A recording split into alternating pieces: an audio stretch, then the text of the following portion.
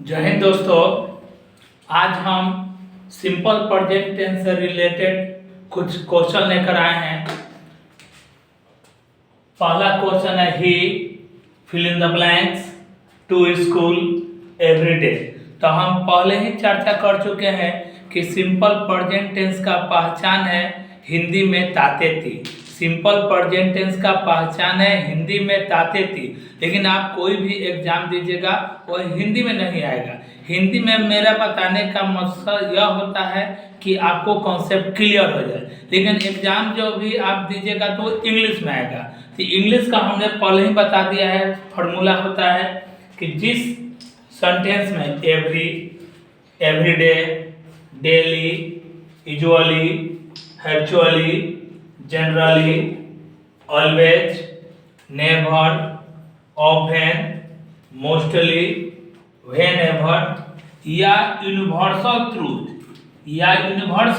Truth किसी भी sentence में आए तो यह वर्ड जो है इंडिकेट करता है कि कौन टेंस है सिंपल प्रेजेंट टेंस। कौन टेंस सिंपल प्रेजेंट। तो सबसे पहला सवाल में यहाँ देखिए कौन वर्ड लिखा है एवरीडे।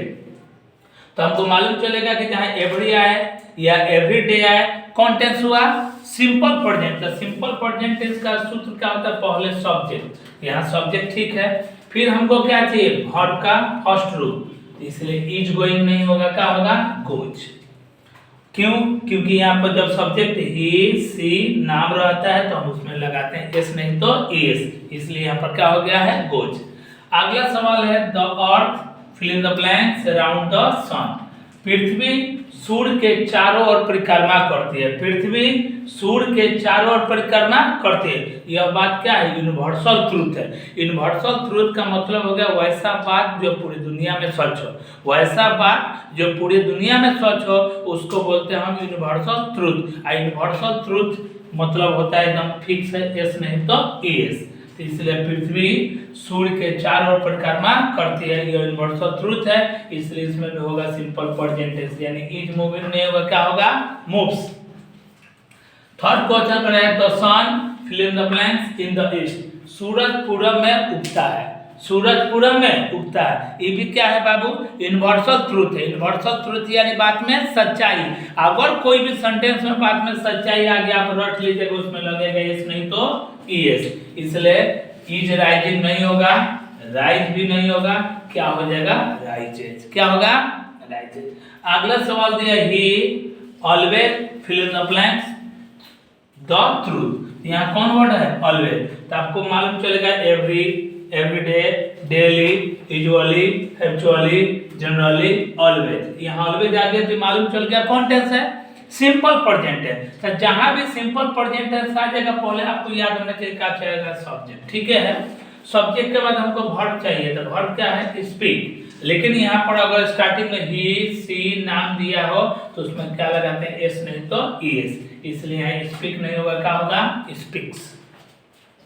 फिर देगा he never, NEVER, he never fill in the blanks a lie.